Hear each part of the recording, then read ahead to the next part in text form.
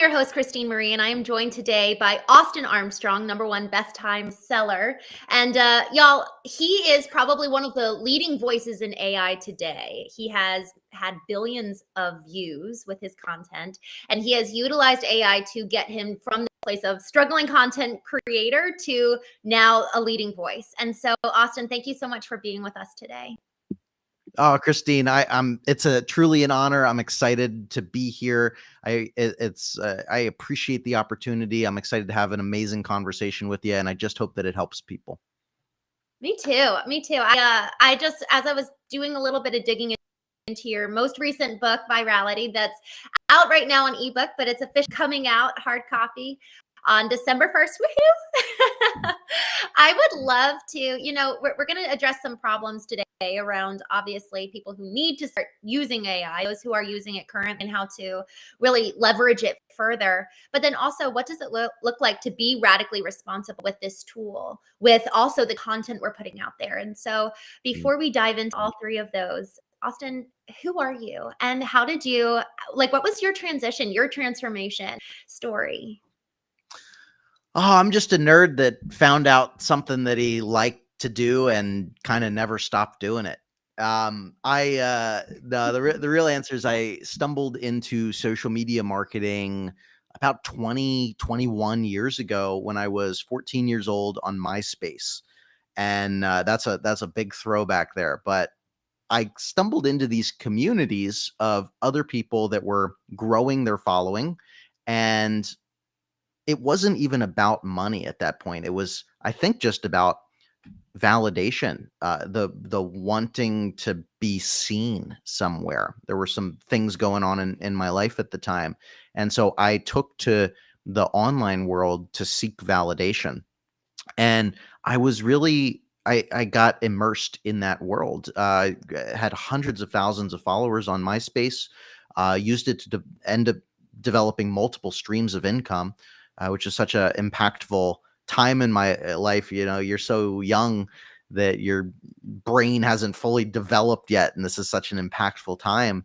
And Yeah. I wish that. So there was a period after MySpace disappeared where I was still on social media, but nobody told us that this was a career path. Because it was so early at that time. So there was a couple year period where I wasn't doing a whole lot in the space until about 12 years ago when I moved to, cross country to California. And that's where my professional career really started in video marketing and social media, and really led me to where I am today. I mean, one of the most impactful things that happened about that move is I stumbled into an internship at a video marketing agency that specialized in the behavioral health space. And I worked my way up from being an unpaid intern to a paid intern to a part-time employee to a full-time employee. My boss was a mentor to me, and we ended up becoming business partners. And it's been a whirlwind ever since. But it's just kind of a series of events that all sparked from MySpace and just consistency over time. I actually love when I said, how did you stumble into this? You gave kind of a cavalier statement, but I actually think that there's a lot of truth to it. You said you found something you liked and you never stopped. Austin, I think that a lot of times we actually set out to pursue something that is dictated by others for us, rather than truly knowing, I actually love this. This is life-giving or brings me joy, or to your point, I feel seen. Each one of us, at our core, we're wanting to be seen. And often it's what happens in our personal life. You said you were going through some things at the time when you started leaning into MySpace. How much, if we were to actually look for what's going on in our personal life, what are our real problems? How can we solve for it? And then where is there potential revenue opportunity in that? Exactly. Yeah, I'm curious, did you receive pushback? I know that at the time, social media wasn't really a career, but what was that in terms of everyone around you kind of watching you gain all this traction and really pursue the solution to your own problem? But what was the reaction among your friends and family to that? Oh, they hated it. Everybody hated it. It was funny. I was connected with all of my friends from high school and middle school, and I started posting just a ton in to kind of throw back. So like there wasn't a feed really as we know a feed today on like Facebook Mm, or TikTok, etc. There was a separate message board area kind of where you do a post and it stacks all the posts, a secondary area. And when I was in the middle of all of this, was just posting a ton of comment, basically spamming everybody's message board area. And like so many of like I got flack at school. People were like, this is so annoying, dude. I hate this. Stop it." Like everybody unfollowed me, unconnected with my friends. Um wow. but it was okay because I had my own online community. We all connected in AOL Instant Messenger AIM group chats. That's I where love we hang out. Yeah. And then, on the family side of things, my mom thought, it was illegal, what I was doing. She didn't understand it at all because I was getting, pretty big paychecks, in PayPal, and we kinda, like, faked our age, I don't we were yeah. definitely not 18. So we set up some things in order to just to get payments, and, I was promoting local bands and T-shirt companies. I was doing some sketchy email lead generation, if I'm being honest. There were some companies and individuals that would pay myself and people like us of just say this thing in exchange for an email. Like I remember specifically, it would be like enter your email to get Photoshop 5. And like Photoshop 5 was not out. It was just complete bait and switch. And I don't agree with that. I don't more like, but I didn't know any better. And they're just like, just post this thing and we'll give you $1 or $2 in email. And so I was able to get so much money that way. I partnered with Mhm. a friend, really, really brilliant friend that was a web developer and software engineer. Again, we're like 14, 15, 16 years old. And we built a software tool. It was called Get Ads, doesn't exist anymore, that helped other people grow their following on MySpace as well. And so I had like multiple streams of income as a 14, 15, 16 year old. It's how I bought my Wow. first car. I was buying, big flat screen TVs for myself. Um, things I probably shouldn't have bought at the time. But I just kind of ignored all of that because I was having fun. I had my validation from my group of people that were doing the same thing that I was. And I think there's an important lesson there. You have to find your tribe and be okay with the fact that when you go against the normal path, like this really continued for me throughout like my career as well, because I don't have a college degree. That was and I was a terrible student because I'm a ADHD entrepreneur, and it took me a long time to realize that that's okay. You just need to Yeah. find your path. The traditional route. Um, uh, don't let that be a aspect of shame for you because you don't have an alma mater and that you didn't graduate your from a prestigious school. That was a point of limiting belief for a long time, but it really stems back to that, just finding your tribe, finding your community of like-minded people, and um, just saying I don't care to that external hate. Mm. That's so, so important. And really it's the external hate and you still had the external support. Like you had Yeah, the willingness to demarcate and effectively say, I'm going to have lovers and haters. And that's what a yeah, strong brand is. So you were effectively curating your own strong brand at 14, 15 years old because you had the tenacity. And Austin, how did you deal with losing all those friends during that time in high school? I mean, I know that you had your tribe, but how was that for you to lose those friends? At least on MySpace, how were they? So they defriended you on MySpace, defollowed you, but like, what was that like in person? yeah. I don't remember it being that bad. I just remember like comments, like several people saying this is so annoying. Like, knock it off. I hate you for this. But like, I had Mm, my group of friends in person. okay. I was a nice enough, fun guy. Like, it didn't really like impact me that negatively, from what I remember. Yeah. Not too bad. With people who are kind of in that middle of the road where they're effectively needing to make the decision, am I going to Yep. keep leaning into this brand that will demarcate? And it's not Yeah. even creating something false. It's actually knowing what I love and pursuing what I love, even if I know I'll lose people along the way. What would you say to that aspiring entrepreneur? I would rather have tried and failed than have not tried at all and wondered what if. When you Mm, put yourself out there and go after your goals, you're going to get people that try and pull you down because they didn't have the courage to try it themselves because they're stuck in their bubble. I see this all the time, like the last couple of years, just on Facebook, for instance, because Facebook pushed out professional mode about 3 years ago, and the organic reach that people are seeing on their personal profiles is massive. I have 2 million followers on my personal profile with all my embarrassing pictures from 17 years ago, all my friends and family that I'm connected with on there, and I made that conscious decision of sacrificing my friends and family for reach. I like to say, I post 90% business and marketing oriented content, and yeah, there's some family members and some friends that don't like it. I was already conditioned with this 20 years ago with MySpace, so like it wasn't a big transition.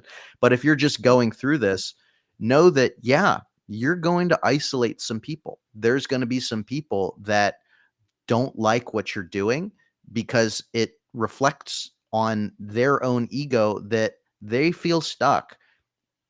They are not able to have the courage to do what you are doing, putting yourself out there. And that shouldn't impact you, even if it's close friends, even if it's close family. You have to understand where every individual person is at. Take their advice, listen to them, be empathetic, but ultimately you have to chase your dreams or you're going to live your whole life wondering what if. Don't live your life according to other people's opinions of you. Form your own opinion of yourself. Be your biggest cheerleader. Go after your goal. And a lot of the time, you will have massive supporters come out, friends, family that maybe weren't active with you or weren't engaging with your stuff and just sending you messages from time to time saying, I see you. I see what you're doing. It's inspiring. Thank you for putting yourself out there. It's lifting me up. And so for as many negative feedback as you get, you're going to get positive feedback too. And that's what you have to lean into. Mm. For those listening, I would highly recommend. A friend of mine encouraged me to do this a year and a half ago, and I'm so grateful I've been doing this. He calls it flowers. Like, what are like the little notes people are giving you? Screenshot them and Yeah. save them. And I Oh, I am love so that. grateful. Me too. And it's been so encouraging, Austin, because there are days where maybe you're not necessarily even getting the hate messages, but you're like, "Ugh, is this even making a difference? Is this even making an impact?" And then you go back to a little arsenal of positive comments and then this is actually leans to a greater question of what is our why? And is our why compelling enough to then Mm, demarcate between our family and friends or even just haters? Maybe they're in business, but they just don't like what we're doing. If our why is yeah. compelling enough, it's enough fuel to keep us propelled forward with the blocks that present themselves along the way. I could just completely agree with that statement. I'm going to stay in my lane. I'm going to continue to do what I do, and I'm just going to help people along the way and ignore the haters. Yeah, I love it. I love it. So you have 2 million followers on Facebook, and your book, Wow. Virality, which is coming out December 1st. Can you talk a little bit? Can you share some sneak peek tips on what Yeah. people can be doing if they want to grow their followers and stay authentic and true to their brand? It's not just like those quick hacks to gain all the followers and then they're not actually viable. So can you talk to us about that? Yeah, absolutely. So the book is two parts. The first part of the book is a collection of 20 years of stories in marketing, lessons that I've learned, failures, and actionable takeaways from those failures. Betting on myself, seeing the long term vision. Anybody that's on a personal growth journey, the first part of the book is to motivate you. And then the second part is really just tactical strategies of finding your why, knowing who your target audience is, how to structure your content to make sure that it reaches, resonates, holds attention, and strategies to actually increase your engagement as well. And different areas throughout to, at the end of each chapter, you can mark down your own biggest takeaways, the next 3 steps that you're going to take, and then the timeline that you're going to give yourself to execute on those. Because if you don't give yourself timelines, life just gets in the way. I'll give you a quick example that I think will help a lot of people. Is a video framework that I call the START video framework that'll really help you know, qualify who you want to reach online and hold their attention and do it in a meaningful way that it's going to actually generate leads and sales and followers for you.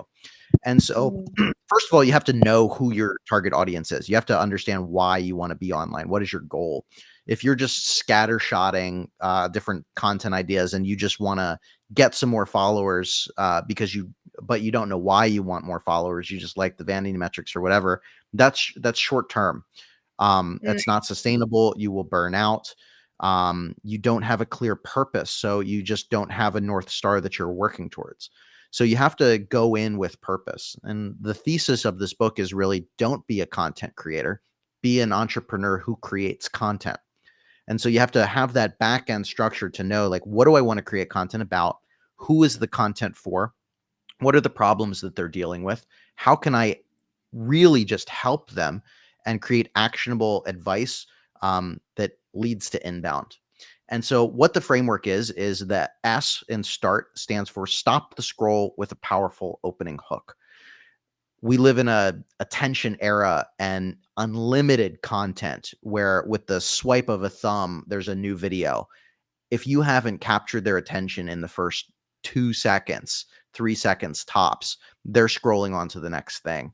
So you have to come up with an opening hook that's going to be like the billboard for who you want to reach. Quick example of this, my top of funnel is for business owners and entrepreneurs. That's who I want to bring into my ecosystem.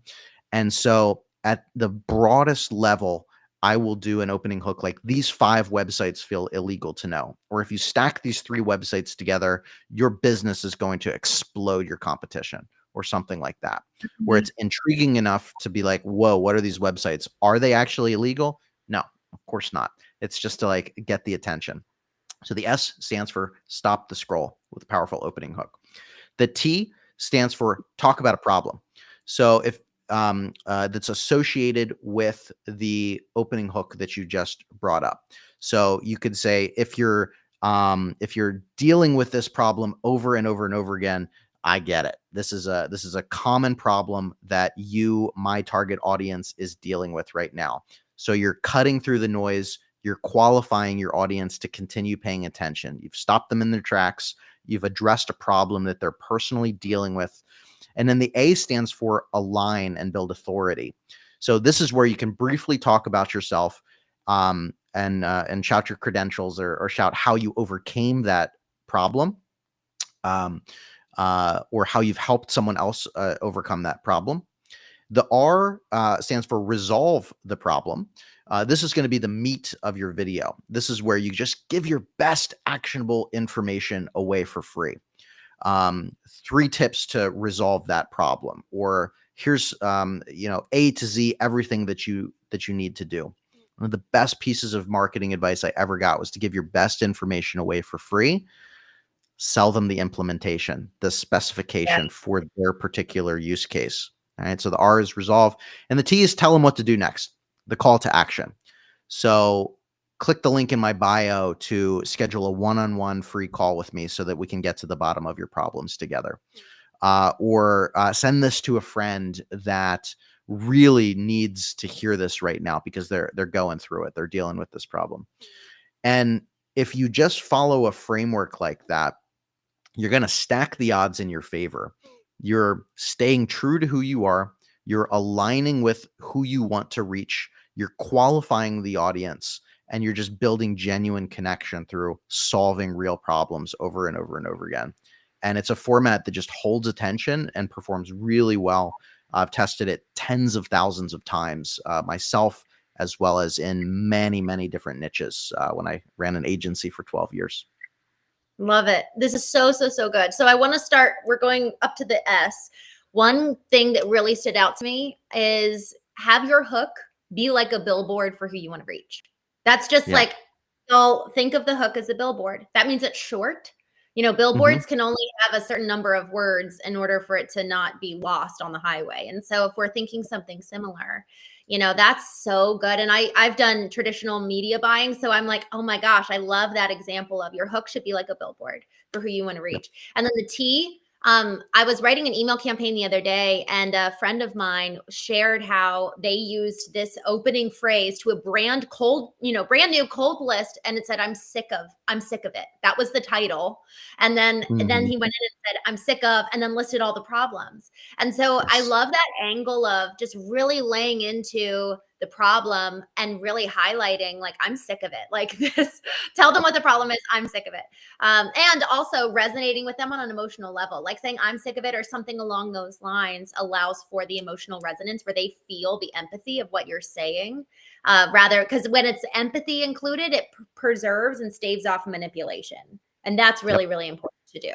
And then with you saying align and authority, I love that you gave a couple of different elements there. You know, you can say how you solved the problem, which honestly, Austin, I'm curious your thoughts here. I think for so long it was because it was mainly B2C rather than person to person marketing. You know, we're seeing the rise of personal brands, and every single one of us needs to be thinking of our personal brand as our greatest asset.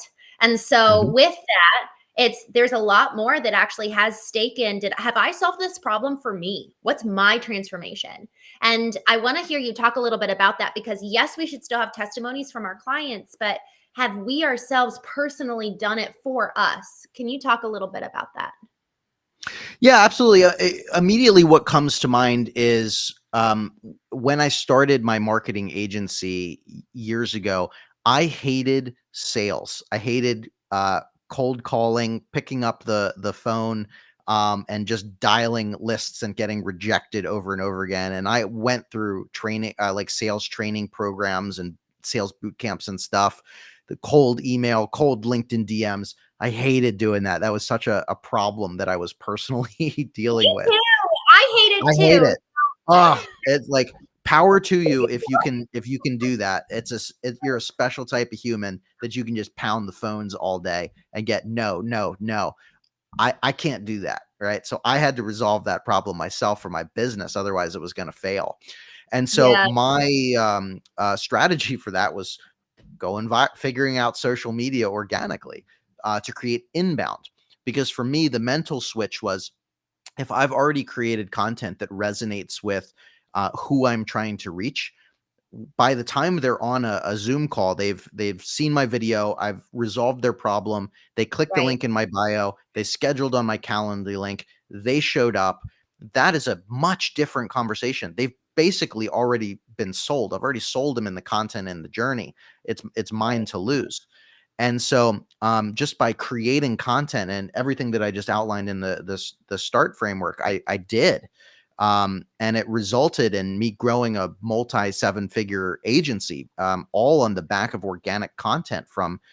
It was largely TikTok at the time, and then YouTube and Facebook and Instagram, and one platform after another started to generate more and more leads and speaking opportunities. And I liken the whole like strategy of that to if I wanted to be the marketing agency that practiced what they preached. And I the love reason that you're on a call, it's like, hire this might sound blunt, but I use this analogy of if you're going to hire a personal trainer, who are you more likely to hire? Are you going to hire the out of shape person that's not taking care of themselves and not, doing anything, but they're just barking orders at you? Or are you going to hire the person that's in shape themselves, that's eating right. right, that you aspire to be like? That person. I'm gonna hire that person. Maybe you don't. I don't know but I I would wanted to hire be that. the I'm gonna person. hire the person I Yeah. aspire to be like. I'm not Yeah. gonna hire somebody that's in worse shape than I am.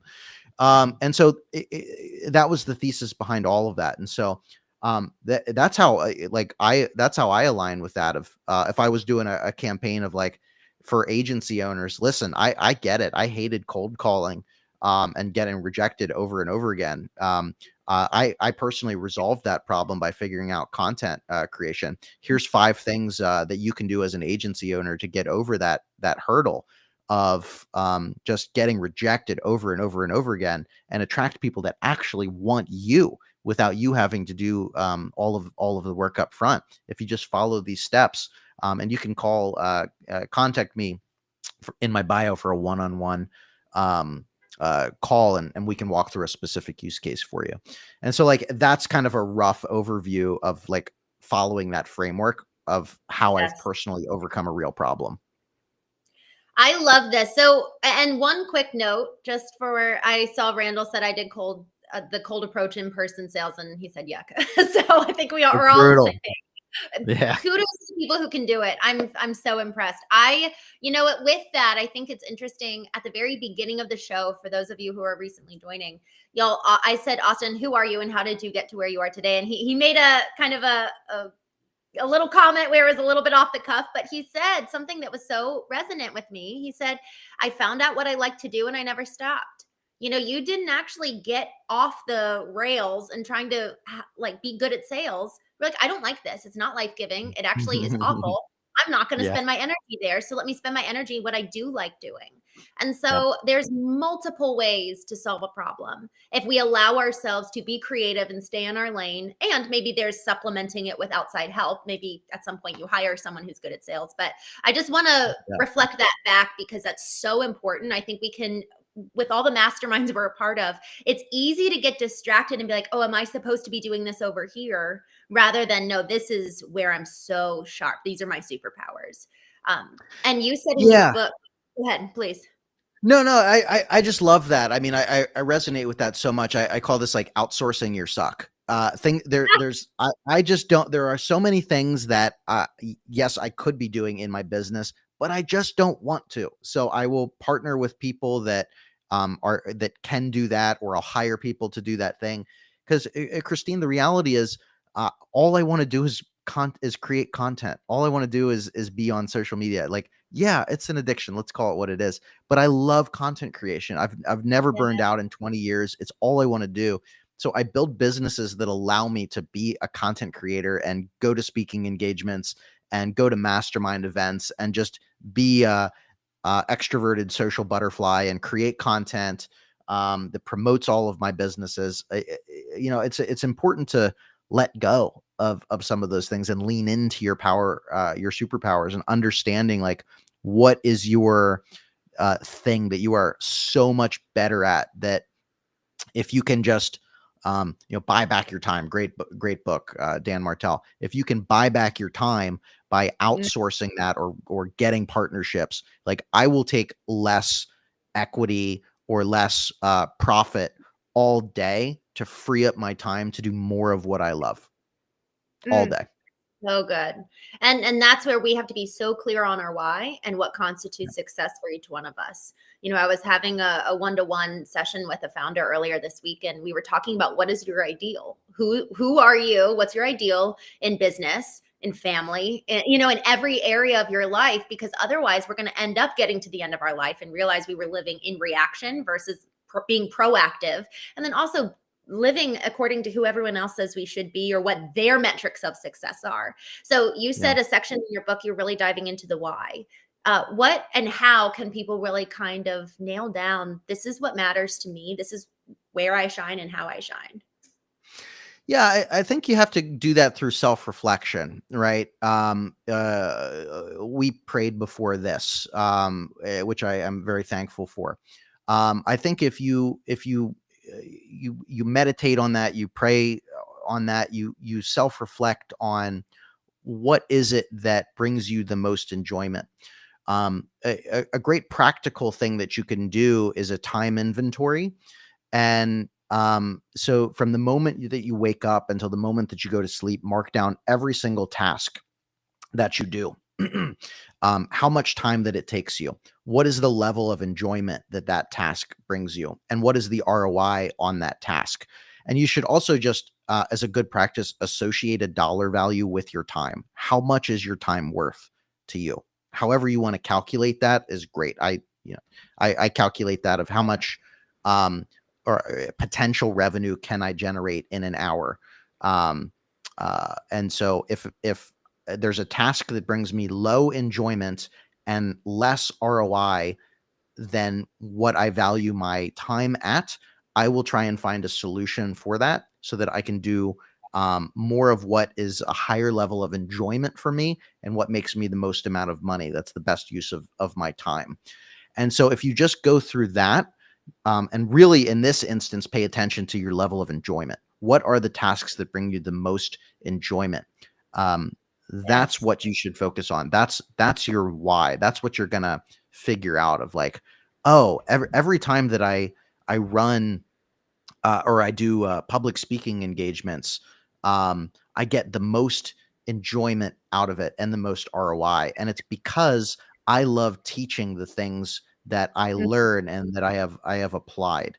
And so my why is that social media and digital marketing has changed my life, and I just want to provide the tips, tools, and strategies to help change other people's lives. And that is what I lean Mm. into. And so I free up as much time as I can so that all of my time, or as much as my time as possible, is focused on providing the tips, tools, and strategies to help change other people. Because that is Love where I get the most personal enjoyment. And so that's how you can to find your why. So good. And I love that what you love doing is part of the KPI there. Joe uh Joe Polish, an OG marketer. I Hmm. was at one of his events recently and he calls it ELF, ELF, easy, lucrative, and fun. Mm, That's just like love that. a fun way to actually track it. And I love that, measure what your time is worth and what you love Yep. doing and how much time you're spending on it. So I love that. Yep. And there's has to be a willingness to what you said of outsourcing it, really just being Hmm. radically honest with yourself. Are you willing to look in the mirror and tell yourself the truth? And if we're not willing to do that, so often that can be our greatest demise. But So another true. question I have for you, I'm mindful of the time. Do you have another few minutes? This is an important question Oh to yeah, conclude. yeah, Okay. absolutely. For you, Christine, we've got more time. Stop it. Austin, my question, as you were talking, I just had this thought, so many of us, me included, all of us, man, we're producing so much content being on podcasts. And Yeah. now a lot of our content, it has no ending. And it doesn't really have a strong beginning. It's just like this little piece out of a 60-minute conversation. Hmm. And if we want it to be really good, we can't really use a lot of these AI tools because it has to, you kind of have to have that person included. No, you maybe for the first cut you can use the tool, but I have yet to experience the type of quality that can be produced as a human does. And then also, I just as you're talking about the framework, I'm like, wow, that final T, tell them the solution, is really missing, and also the lack of intentional content creation. So what's the Mm. balance and what's the mix of yours, which is content that's kind of reproduced from clips such as a video like this, versus you're sitting and creating new video content every week? That's a great question, and I think if you're, how you're intentional with the structure of your podcast can really help you apply some of um, those practices in the repurposability for it. If the is the goal to promote the podcast, to take sections out, would that be your goal?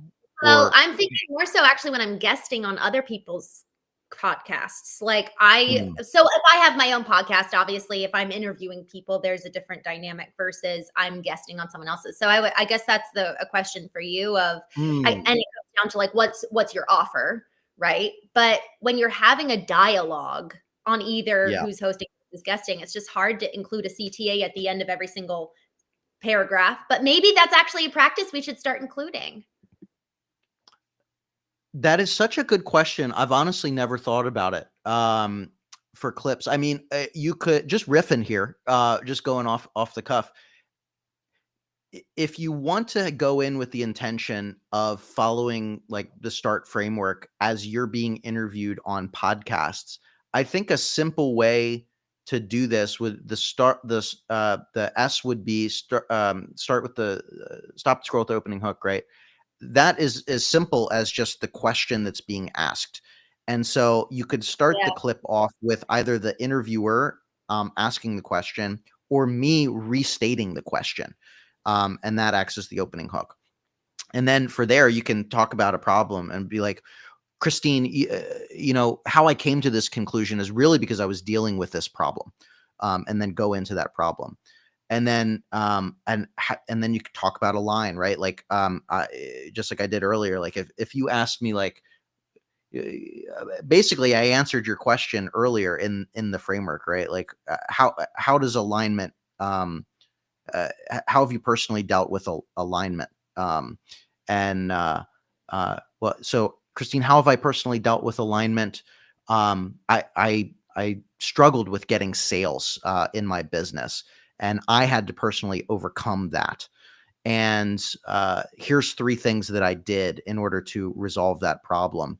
And then I just told people that you can go to my website, austinarmstrong.ai, if you wanted to schedule a call with me one-on-one. And like, that's a rough, like, off the cuff idea, but like, if you could structure everything. And now, like, if we were here, you asked, 15, 20 questions throughout a podcast interview. I'm not going to answer, like, say a call to action at the end of every answer. That's a little ridiculous. Right. But I mean, you could throw up a visual call to action, right? Like, if you're editing it afterward, you could throw up a, like, follow for more, or like, leave a comment if this resonated with you or whatever. Like, you could do a visual call to action. That's good. And you can always take that one-time call to action because you're wearing the same clothes and just tag it at the end of everything else. So I love it. So 100%. there's the visual, the written call to action. And then my team put together at the very end of the video just like a little wrap up where it has like what to do next, which I like. I thought that was a nice idea too. So there's, I guess, a few different ways, but I love this concept of training ourselves when we're on podcasts to be speaking more in reels. I heard Perry Belcher talked about this at one point, but like really training. And here's the other aspect of this that's challenging is that storytelling when you're live is very different than storytelling in a reel. People want to get to the point and they don't want the long drawn out, but when we're having a conversation or on stage, it's such a different training. And so I was working with one of our executives and really helping him create his keynote.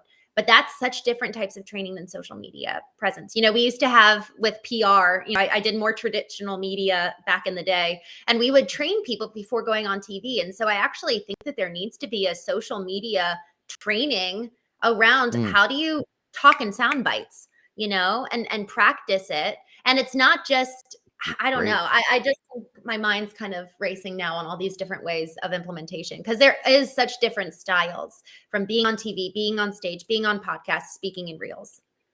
Yeah. Yeah. Cause a lot of the time it doesn't feel like, if it's repurposed, it doesn't feel like a complete thought. Right. And it's hard.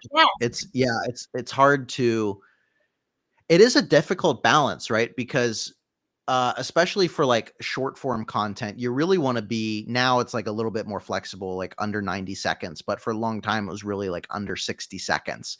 And that puts you in a difficult situation. Like, we're doing a 45-minute podcast here, 40-minute podcast, right? If I only gave you 1-minute answers to questions, it wouldn't be that interesting. It would be a very short show, right? So it's you got to have the balance of like, answering in a way that could be repurposed online, but not hurting the show that you're actually on in the process as well. Yes, that's so interesting. And I've been curious about this too. I don't know. I don't actually know the answer to this, but I am curious if there was, if I was to start a podcast that's 15 minutes long, I send the questions in advance. And then you come on, and we're actually kind of doing this with our clients already, but I kind of like this as a show format. It's 15 minutes. Here are the questions. Let's boom, boom, boom. And you actually get through them so fast. And then, man, now you've got 15 different clips for that person that was a guest. I actually love that idea, like flipping the whole concept on its head of like, the purpose of this podcast is to create short clips that go really viral. There's a quick example that comes to mind. This show. Now, funny enough, I've never actually watched or listened to an entire episode, but I only see their clips all the time. So there's a podcast called it's called The Makeshift Project, and it's these 2 guys, and they always have segments in their episodes that's like rank these top 5 or rank these 5 fast food items without knowing what comes next. And so it's like a delayed gratification of like, oh, what's going to be number 5 or what's on the whole list. Like I want to see what comes next. And then you also Yeah. internally think of like, where would I rank these things? Do I agree with their Mhm. ranking? And I so love everything is like this delayed little clip. And so I think that's something that podcasts should do, is having meaningful sections in the show. Like some people do rapid fire questions, right? Like that's a great Mhm. segment, but having a section or a segment in every single podcast that the whole purpose of it is to clip out for social. Yes. And Austin, the way, man, there's just so much content. There's so many Yeah, podcasts. It's like, okay, we have to take this seriously if we actually want to have content that is meaningful, that drives impact, if we want to increase our followers, etc. We need to be so hyper intentional with that type of with totally. frameworks, you know. So using your Yep. framework, your book comes out December 1st. Where can people Yes. buy it? Amazon, where else? Amazon.com. You got to Yay. get it and do this like silly. I don't know if you can see it. I'm I just wait, you need to watch back that. That was so funny. well, Oh my god. I'm super lame. So I just anticipated a potential viral moment that everybody that gets the physical copy of the book can hold it I above their love face that. and take a picture like this. And So fun. That is so fun. I love that. You're like giving people content by your book. It's so cool. yeah. That's so fun. So Maybe yeah, it I'll do comes out that. yeah. No, I'm You said excited for it. I spent over a year working on it. Yeah, you can get it on Amazon.